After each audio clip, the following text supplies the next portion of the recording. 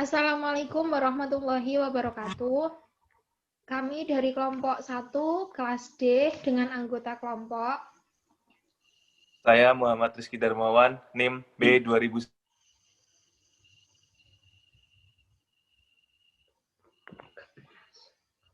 Saya Fatra Azhar Rohman, NIM B. Saya Etika Vina Muktiasari, NIM B 2001-90135. Dan saya Sasa Armilia Pertiwi dengan NIM B200-190-136 yang akan mempresentasikan bab 2 sistem informasi untuk keunggulan kompetitif. Perusahaan dan lingkungannya. 1. Sistem fisik perusahaan. Sistem fisik perusahaan merupakan sistem terbuka di mana ia berhadapan langsung dengan lingkungannya. Selanjutnya, sumber daya dari lingkungan. Maksudnya, perusahaan mengambil sumber daya dari lingkungan, mengambil bahan mentah dari lingkungan yang diolah menjadi produk jadi, dan kemudian dikembalikan lagi ke lingkungan. Selanjutnya, model sistem umum perusahaan. Yang pertama, aliran sumber daya fisik. Aliran sumber daya fisik meliputi pegawai. Pegawai orang yang dipekerjakan oleh perusahaan. Kedua, bahan baku. Bahan baku merupakan bahan dasar yang masih mentah, kemudian diolah menjadi produk jadi, sehingga produk jadi tersebut dijual kepada pelanggan. Selanjutnya, mesin. Mesin dibeli dan digunakan. Mesin mengalami penyusutan seiring berjalannya waktu. Kemudian mesin dijual atau ditukar dengan mesin yang baru. Selanjutnya, uang. Uang memasuki perusahaan dalam bentuk penerimaan penjualan atau peminjaman kepada bank. Selanjutnya, aliran sumber daya virtual. Yang ketiga, mekanisme pengendalian perusahaan. Dalam mekanisme pengendalian perusahaan terdapat unsur-unsur yang memungkinkan perusahaan mengendalikan operasionalnya sendiri, meliputi 1. Standar kinerja yang harus dipenuhi oleh perusahaan jika ingin mencapai suatu target. 2. Manajemen perusahaan. 3. Suatu pemrosesan informasi yang masih mengubah data menjadi suatu informasi. Yang terakhir, lingkaran umpan balik. Lingkaran umpan balik atau feedback loop terdiri atas sumber-sumber daya virtual, yang mana data dikumpulkan dari perusahaan atau lingkungan dan kemudian diolah menjadi suatu informasi. Selanjutnya, perusahaan di dalam lingkungan merupakan model sistem umum sebuah perusahaan membuat kita dapat dengan lebih mudah melihat arti penting lingkungan bagi kesuksesan perusahaan. Unsur-unsur lingkungan. Yang pertama, pemasok atau supplier. Pemasok atau supplier merupakan orang yang mempunyai keahlian tertentu yang menyediakan bahan baku yang digunakan oleh perusahaan untuk menghasilkan suatu produk. Kedua, pelanggan atau customer merupakan pengguna suatu produk dari perusahaan. Yang ketiga, serikat pekerja merupakan organisasi para pekerja yang memiliki keahlian tertentu di bidangnya masing-masing perusahaan atau industri. Selanjutnya, komunitas keuangan merupakan institusi seperti bank atau pemberi pinjaman sebagai sumber dana suatu perusahaan. Selanjutnya, pemegang saham atau pemilik. Maksudnya, pemegang saham atau pemilik orang yang menginvestasikan uang kepada suatu perusahaan. Mereka inilah yang menjadi pemilik perusahaan yang sebenarnya. Pesaing atau kompetitor. Pesaing adalah orang-orang yang mengejar sasaran pasar. Pemerintah atau government. Pemerintah atau government merupakan instansi yang ada di tingkat lokal, di tingkat pusat provinsi, yang memberikan pembatasan dalam bentuk perundang-undangan. Selanjutnya, komunitas global merupakan wilayah geografis di mana suatu usaha itu didirikan. Selanjutnya, aliran sumber daya lingkungan. Aliran-aliran sumber daya lingkungan itu bisa berasal dari satu, aliran informasi dari pelanggan. Maksudnya, pelanggan itu memberikan suatu informasi seperti komentar tentang suatu produk, seperti itu. Kedua, aliran bahan baku kepada pelanggan. Yang ketiga, aliran uang kepada pemegang saham. Yang terakhir, aliran bahan baku dari pemasok. Mengelola aliran sumber daya fisik, manajemen, rantai pemasok, atau supply chain management. Yang pertama ada meramalkan permintaan pelanggan. Di sini perusahaan harus bisa memiliki gambaran mengenai barang apa yang akan atau sedang diminati oleh pelanggan. Kemudian membuat jadwal produksi. Ini digunakan untuk ketepatan waktu dalam pemasaran barang. Selanjutnya menyiapkan jaringan transportasi.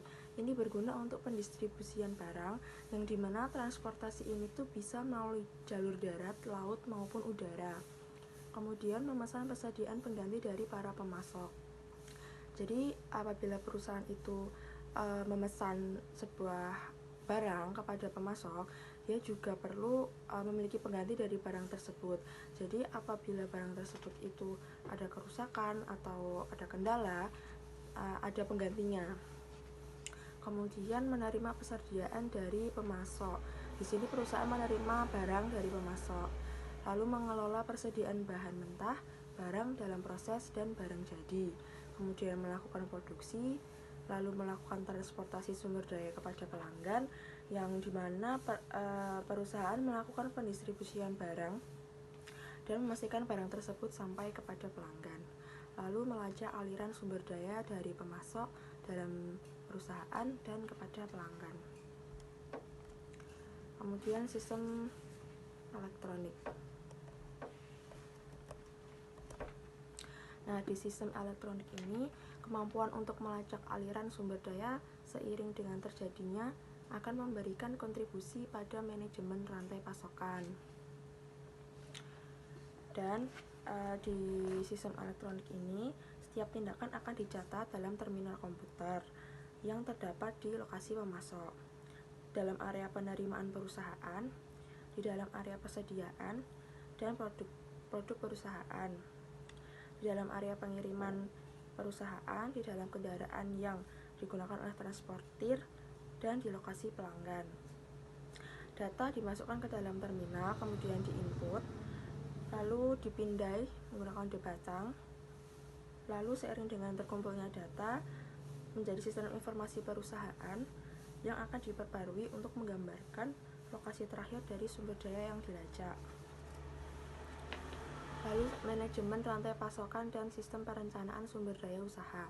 Manajemen rantai pasokan hanya salah satu aspek dari sistem perencanaan sumber daya perusahaan atau Enterprise Resource Planning (ERP), namun melainkan peranan yang sangat penting dalam operasi.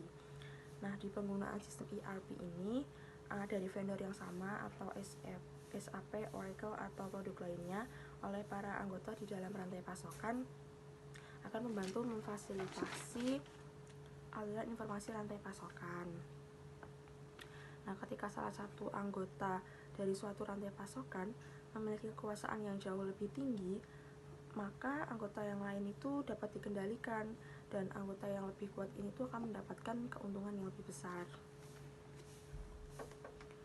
Lanjut, keunggulan kompetitif atau competitive advantage, mengacu pada penggunaan informasi untuk mendapatkan pengungkitan atau leverage di dalam pasar. Yang pertama ada rantai nilai Porter. Perusahaan menciptakan nilai dengan melakukan apa yang disebut oleh Porter sebagai aktivitas nilai atau value activities. Yang pertama ada aktivitas nilai utama atau primary value activities.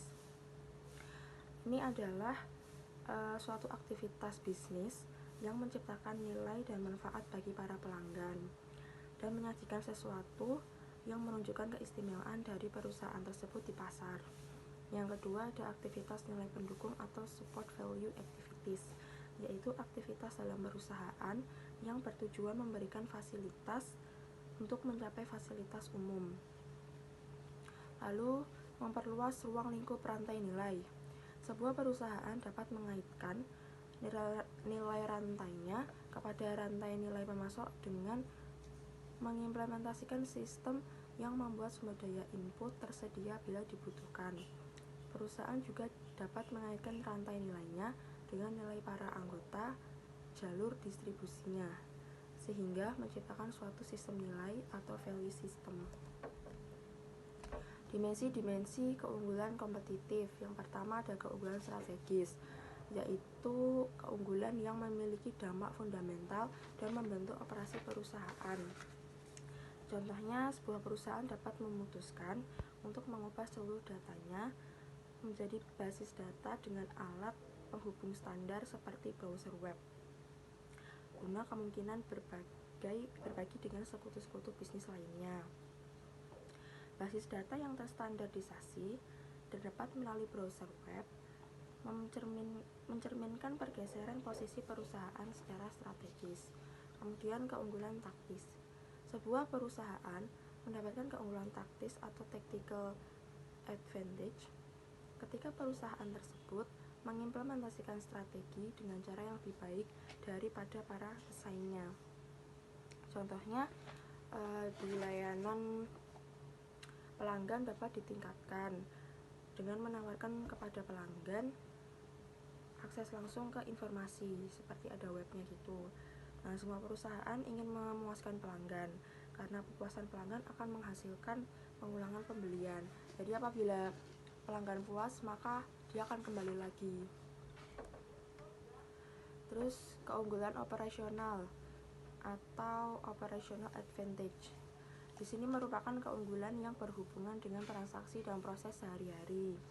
Contohnya, browser sering memiliki file-file kecil yang berisi informasi yang terdapat di dalam komputer pengguna, yang dapat menyimpan nomor akun, kata sandi, dan informasi lain yang berhubungan dengan pelanggan dengan transaksi pengguna. Ini merupakan kemudahan yang berharga bagi pelanggan dan juga memberikan keuntungan bagi perusahaan. Tantangan dari pesaing-pesaing global. Yang pertama itu ada kebutuhan khusus untuk pemrosesan informasi di perusahaan multinasional. MNC adalah sebuah sistem terbuka yang berusaha untuk meminimalkan ketidakpastian yang terdapat dalam lingkungannya. Yang kedua ada kebutuhan khusus untuk koordinasi di perusahaan multinasional. Koordinasi adalah kunci untuk mencapai keunggulan kompetitif di pasar global. Keuntungan koordinasi meliputi yang pertama, fleksibilitas dalam merespon pesaing di berbagai negara dari pasar. 2. Kemampuan untuk merespon perubahan yang terjadi di suatu negara pada suatu negara lain atau satu wilayah dalam satu negara lain. 3. Kemampuan untuk menyamai kebutuhan pasar di seluruh dunia. 4. Kemampuan untuk berbagi pengetahuan antar limit di berbagai negara. 5. Mengurangi biaya operasi secara keseluruhan. 6. Peningkatan efisiensi dan efektivitas dalam memenuhi kebutuhan pelanggan. 7. Kemampuan untuk meraih dan mempertahankan keragaman produk perusahaan dan juga bagaimana produk diproduksi dan didistribusikan. Yang berikutnya ada tantangan dalam mengembangkan sistem informasi global. Yang pertama ada kendala-kendala politis. Pemerintah nasional di suatu negara di mana anak perusahaan berada dapat menerapkan beragam pembatasan yang menjadikan perusahaan induk mengalami kesulitan untuk memasukkan anak perusahaan tersebut ke dalam jaringan. Lalu yang kedua ada rintangan budaya dan komunikasi. Rintangan budaya juga dapat mempengaruhi rancangan suatu GIS atau Global Information System di dalam masyarakat tertentu. penggunaan teknologi dianggap sebagai suatu pekerjaan yang tidak membutuhkan keahlian. Sedangkan di masyarakat lainnya dipandang sebagai suatu pertanda tingkat sosial. Masalah-masalah teknologi. MNC seringkali didera dengan masalah yang berhubungan dengan tingkat teknologi yang terdapat di negara-negara anak perusahaannya. Di beberapa negara, sumber listrik yang dapat diandalkan mungkin tidak tersedia, sehingga mengakibatkan seringnya terjadi gangguan listrik. Sirkuit telekomunikasi seringkali hanya dapat mengirimkan data dengan kecepatan rendah dan kualitas transmisi yang juga buruk. Kurangnya dukungan dari anak perusahaan. Beberapa manajer anak perusahaan merasa yakin bahwa mereka dapat menjalankan anak perusahaan tanpa harus mendapatkan bantuan, dan mereka memandang peraturan yang ditetapkan oleh kantor pusat sebagai suatu hal yang tidak perlu. Yang berikutnya ada manajemen pengetahuan. Sumber daya informasi perusahaan terdiri atas yang pertama, peranti keras komputer, peranti lunak komputer, spesialis informasi, pengguna, fasilitas, database, relevansi, dimensi informasi. Yang pertama ada relevansi. Informasi memiliki relevansi jika informasi tersebut berhubungan dengan masalah yang sedang dihadapi. Pengguna seharusnya dapat memilih data yang diperlukan tanpa harus melewati dahulu sejumlah fakta-fakta yang tidak berhubungan. Data yang relevan dengan pengambilan keputusan yang akan diambil saja yang akan disebut sebagai informasi. Yang kedua ada akurasi. Idealnya seluruh informasi seharusnya akurat. Akan tetapi, fitur-fitur yang memberikan kontribusi kepada tingkat akurasi sistem akan menambah biaya dari sistem informasi tersebut. Karena hal ini, para pengguna seringkali terpaksa harus menerima tingkat akurasi yang kurang dari 100%. Yang berikutnya ada ketepatan waktu. Informasi hendaknya tersedia untuk pengambilan keputusan sebelum situasi yang genting berkembang atau hilangnya peluang yang ada. Para pengguna hendaknya dapat memperoleh informasi yang menguraikan apa yang sedang terjadi saat ini, selain dari apa yang telah terjadi di masa lalu. Informasi yang tiba setelah suatu keputusan diambil tidak akan memiliki nilai yang bermanfaat. Yang berikutnya ada kelengkapan. Para pengguna hendaknya dapat memperoleh informasi yang menyajikan suatu gambaran lengkap atas suatu masalah tertentu atau solusinya. Namun, sistem hendaknya juga tidak menenggelamkan penggunaan dalam lautan informasi. Istilah kelebihan muatan informasi atau information overload menunjukkan bahwa memiliki informasi yang terlalu banyak juga dapat memberikan kerugian. Pengguna hendaknya dapat menentukan jumlah rincian yang dibutuhkan. Informasi dikatakan lengkap jika memiliki jumlah agregasi yang tepat dan mendukung semua area di mana keputusan akan diambil. Sistem manajemen pengetahuan yang berubah-ubah. Manajemen pengetahuan pada awalnya berfokus pada sistem pemrosesan transaksi yang akan memproses pelanggan, membuat angkatan persediaan, menghitung jumlah gaji, dan tugas-tugas lainnya yang serupa. Di sini ada dua macam. Yang pertama sistem informasi warisan, dan yang kedua manajemen gambar. Sistem informasi warisan dapat diartikan sebagai awal serta piranti lunak dan keras yang tidak sesuai atau hanya sesuai secara parsial dengan teknologi informasi terkini, juga disebut sebagai sistem warisan atau legacy system. Yang kedua, manajemen gambar. Itu foto-foto digital dari cetakan dapat disimpan sebagai file-file komputer yang dapat dijadikan referensi oleh sistem informasi perusahaan. Dan selanjutnya adalah perencanaan strategis untuk sumber daya informasi. Di sini ada dua bagian, yaitu CEO atau Chief Information Officer dan Chief Technology Officer atau CTO. Chief Information Officer dan Chief Technology Officer adalah manajer dengan tingkat tertinggi di layanan informasi.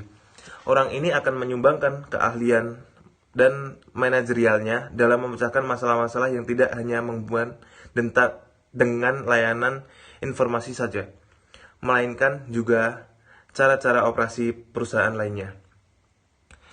CEO atau CTO dapat memosisikan layanan informasi sebagai salah satu unsur vital dalam struktur organisasi perusahaan dengan melaksanakan saran-saran sebagai berikut.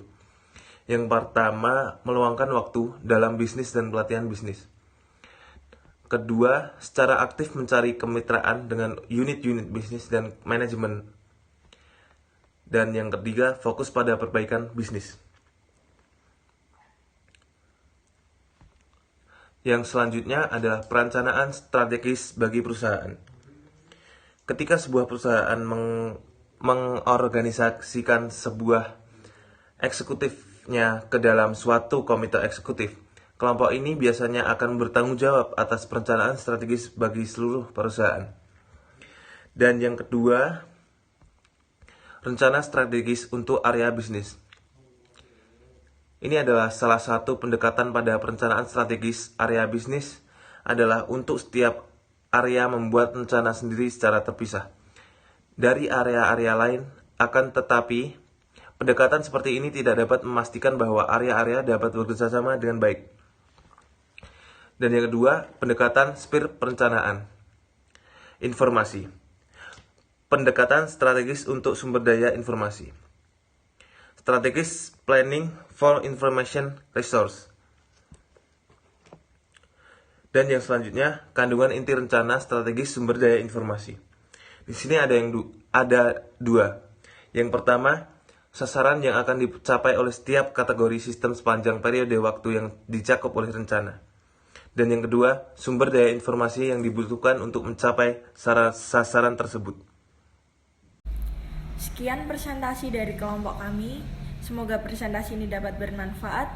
Dan jika ada pertanyaan, silakan bisa ditanyakan. Wassalamualaikum warahmatullahi wabarakatuh.